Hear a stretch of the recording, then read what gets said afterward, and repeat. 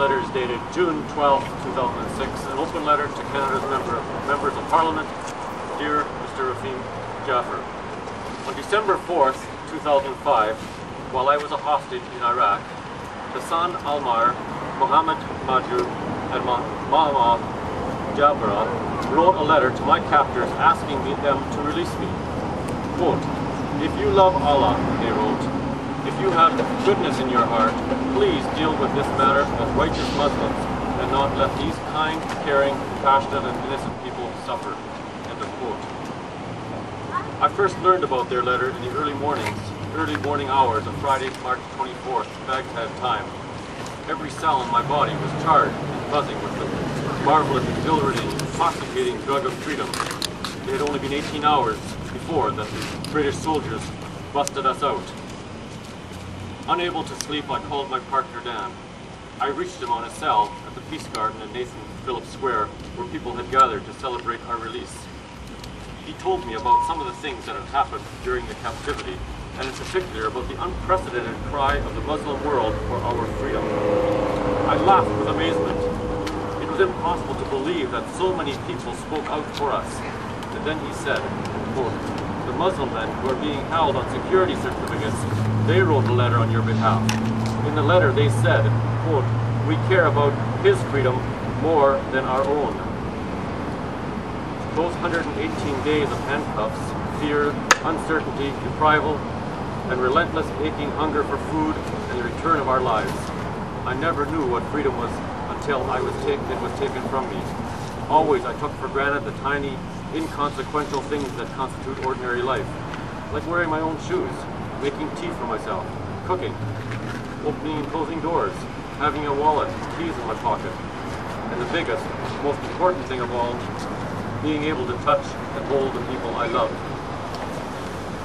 I no longer take freedom for granted now that I have experienced the excruciating suffering that comes with its deprival.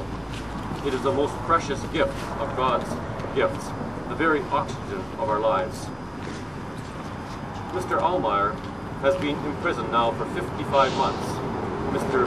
Maju for 72 months, and Mr. Kabbalah for 58 months. They and two others, Mohammed Tarkat and Adil Chakur, are being held on security certificates signed by the Minister of Immigration and the Minister of Public Safety and Emergency Preparedness, according to the powers granted them by the Immigration and Refugee Protection Act. These men have never been charged with a crime.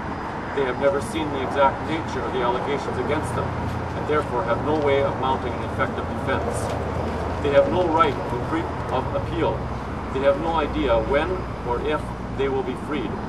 Some of them face the grave possibility of being deported to torture. While I was held by a band of insurrectionists subject to no law but their own, these 5 men are being held under the legislation passed by men and women who sat in the same chairs you currently occupy. We know where they are. We can send them letters and visit them.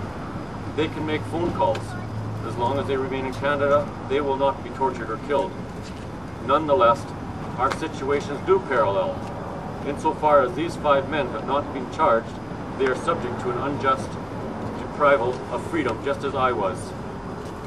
Recently, Foreign Affairs Minister Peter MacKay spoke out on behalf of a man named Rahim Bagul, a Canadian-Iranian lecturer on nonviolence and democratic reform. Mr. Jahan Bagul was arrested by the Iranian government in early May and is being held without charge. Mr. MacKay called on Iran to charge or release Mr. Jahan Bagul. I am grateful for Mr. MacKay's principled stand. I can't help but wonder how he would respond if the Foreign Affairs Minister of Iran were to point out that Canada has been holding 5 men without charge now for between 4 and 6 years.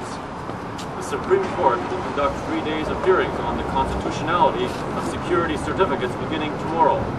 This seems like an opportune moment for reflection on the use of security certificates in light of Prime Minister Harper's concern about, quote, "who we are and how we live, our society, our diversity, and our values," end of quote, such as freedom, democracy, and rule of power, rule of law.